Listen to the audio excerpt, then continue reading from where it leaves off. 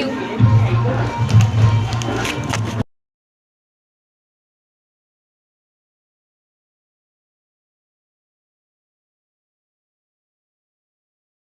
আমার তো এই শাড়িটা খুব পছন্দ হয়েছে, কালারটা খুব সুন্দর ছিল।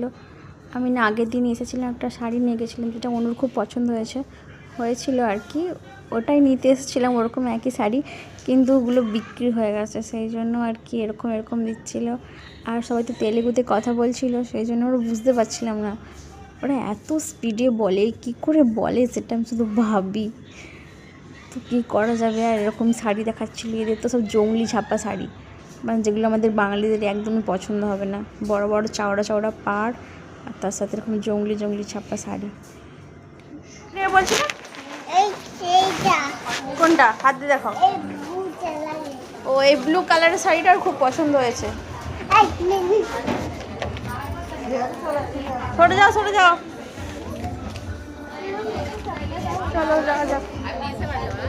একটা শাড়ি নেওয়া হলো, যে শাড়িটা দেখাচ্ছিলাম। এইবার আমার ছেলে কান্নাকাটি, ও যে শাড়িটা দেখাচ্ছিলো ওই শাড়িটাও কিনবে, ঠিক আছে। ও বলছে এই শাড়িটা আমাকে কিনে দাও, এটা আমি পরবো। ওখানে সবাই খুব হাসাহাসি করছিলো, বুঝতেই পেরেছে যে এই বাচ্চাটা কান্নাকাটি করছে শাড়িটা কেনার জন্য।